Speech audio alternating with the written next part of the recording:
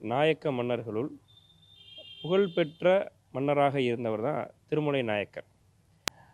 அவர் தன்னுடைய மதுரையை தலைநகராக கொண்டு ஆட்சி புரிவதற்காக மதுரையில் தனக்கான ஒரு அரண்மனை ஒன்றை உருவாக்கினார்.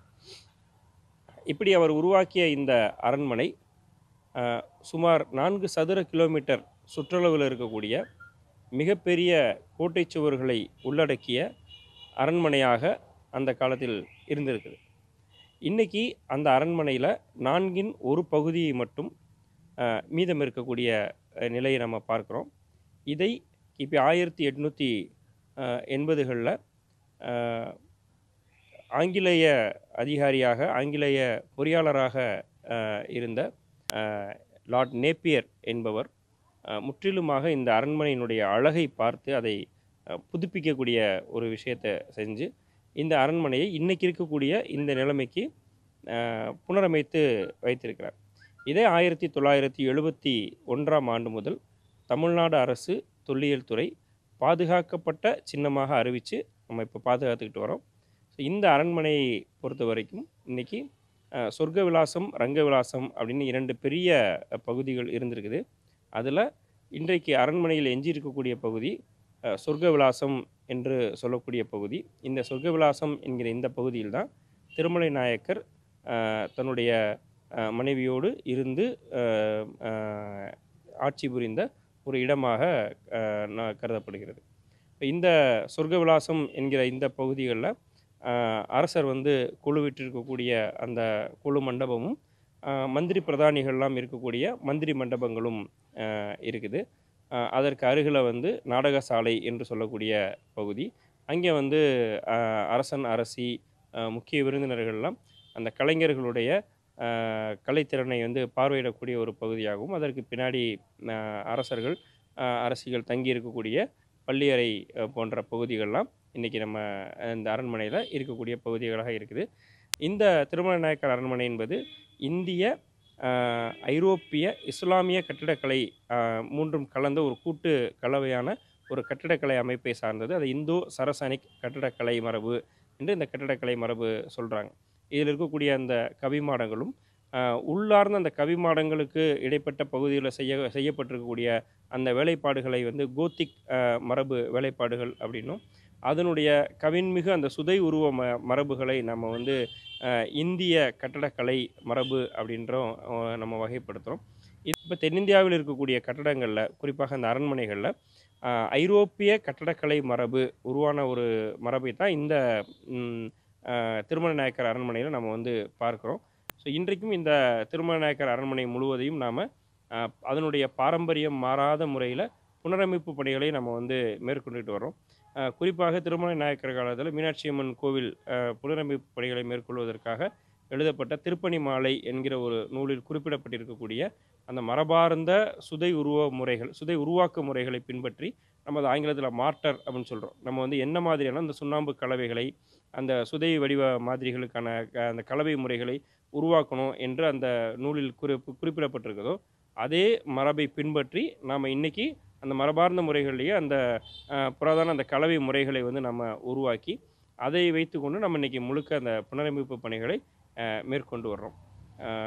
இந்த கட்டடக்கலை அழகை நீங்கள் எல்லாரும் உங்களுடைய குழந்தைகளோடு கண்டுகளித்து அதனுடைய இதை பெறணும் அப்படின்றத நாங்கள் தமிழ்நாடு அரசு தொல்லியல் துறை சார்பாக கேட்டுக்கொள்வோம். நன்றி. அனைவருக்கும் வணக்கம். மதுரையில் சுற்றுலாத்தலங்களில் 3வது இடம் பிடித்தது நம்முடைய மதுரை அருங்காட்சியகம். முதலில் மீனாட்சி அம்மன் கோவில், 2வது திருமலை அரண்மனை, 3வது மதுரை அருங்காட்சியகம், காந்தி நினைவு அருங்காட்சியகம். காந்தி நினைவு அருங்காட்சியகம் 1959இல் மகாத்மா காந்திகளுக்காக ஆரம்பிக்கப்பட்ட முதல் அருங்காட்சியகம், இந்தியாவிலேயே ஆரம்பிக்கப்பட்ட முதல் அருங்காட்சியகம். தென்னிந்தியாவில் அமைந்துள்ள ஒரே ஒரு அருங்காட்சியகம் மதுரை அருங்காட்சியகம். இதோட சிறப்புகள் நம்ம இளைய தலைமுறைகள் தெரியும் வகையில் இங்கே சிறப்பாக புகைப்படமாக நாங்கள் வர்ணித்துள்ளோம். இந்த கட்டிடமே ராணி மங்கம்மாளுடைய கோடைகால அரண்மனை. இதில் தான் அருங்காட்சியகம் ஆரம்பிக்கப்பட்டது. இங்கே 4 பிரிவுகளாக பிரிக்கப்பட்டுள்ளது. முதல் பிரிவில் இந்திய சுதந்திர போராட்ட வரலாறு, 300 ஆண்டுகளுக்கு உண்டான வரலாறை முக்கியமான திருப்பு முனைகள் புகைப்படமாக நாங்கள் வைத்துள்ளோம். 2வது மகாத்மா காந்தியினுடைய முழு அந்த விவரம் பிறப்பு முதல் இறப்பு வரை உள்ள அந்த புகைப்படங்கள் வைத்துள்ளோம். மூன்றாவது பகுதி வந்து மகாத்மா காந்தியில் இருக்கும்போது அவர் வந்து ஆக்சுவலாக வந்து அவர் பயன்படுத்திய பொருட்கள், முக்கியமாக அவர் இறுதி நாள் அணிந்திருந்த இரத்தக்கரை படிந்த அந்த வேட்டி இங்கே வைக்கப்பட்டுள்ளது. நான்காவது வந்து மகாத்மா காந்திகள் தமிழகத்துக்கு சுற்றுப்பயணம் செய்தபோது அவருடைய புகைப்படங்கள் வைத்துள்ளோம். இந்த மாதிரி நான்கு பிரிவுகளாக இந்த அருங்காட்சியகம் அமைந்துள்ளது. இன்னொரு முக்கியமானது என்ன, அவர் இறந்த பிறகு அவருடைய அஸ்தி வந்து இந்தியா முழுவதும் கொண்டு செல்லப்பட்டது. ஒரு பகுதி அஸ்தியை வந்து நம்முடைய அருங்காட்சியகத்தில் வந்து பராமரித்து வைத்து ஒவ்வொரு மாதம் கடைசி வெள்ளிக்கிழமை வந்து அங்கே சர்வசேன வழிபாடு நடத்தி கொண்டு வந்திருக்கிறோம். இதில் அதாவது மதுரைக்கும் மகாத்மாவுக்கும் உள்ள வந்து நல்ல தொடர்புகள் வந்து இளைய சமுதாயம் தெரிந்து கொள்ள வேண்டும். குஜராத் மாநிலத்தில் பிறந்த ஒரு மகாத்மா காந்தியடிகள் வந்து தேச தந்தை என்று அழைத்து அவருடைய மதுரை மண்ணுக்கு அவர் எவ்வளோ தூரத்துக்கு வந்து அவர் வந்து சென்றிருக்கிற இந்த வரலாறை வந்து அனைத்து இளைஞர்களும் தெரிஞ்சு கொள்ளும் வகையில் கோடை விடுமுறையில் அனைவரும் வந்து இந்த சுற்றுலாத்தலத்தில் வந்து அருங்காட்சியகத்துக்கு வந்து செல்லுமாறு பணியுடன் கேட்டுக்கொள்கிறேன். அவர்களுக்கு எங்களால் முடிந்த அளவுக்கு மாணவ மாணவியர்களுக்கு இந்த விடுமுறை நாட்களில் நாங்கள் என்ன பணிகள் செய்ய வேண்டுமோ அதை நாங்கள் செய்து கொடுப்போம். நன்றி. இந்த கோடை காலகட்டத்தில் பல்வேறு இடங்களுக்கு பயணம் செய்து இன்பமாக சுற்றுலா மூலமாக பல தகவல்களை சேகரிப்பது போல் மதுரையிலும் சில மிக முக்கியமான சுற்றுலா தலங்கள் இருக்கிறது, அறிவுசார் சுற்றுலா தலங்கள். அதன் அடிப்படையில் மதுரையில் காந்தி நினைவு அருங்காட்சியக வளாகத்தில் உள்ள அரசு அருங்காட்சியகத்தில் பழம் பொருட்கள் மற்றும் கற்சிற்பங்கள், ஓவியங்கள், பண்டைய கால மக்கள் பயன்படுத்தின கற்கருவிகள், இடைக்கால கட்டத்தில் பயன்படுத்தப்பட்ட கருவிகள் என்று பல விதமான காட்சி பொருட்கள் அரசு அருங்காட்சியகத்தில் காட்சிப்படுத்தப்பட்டுள்ளது.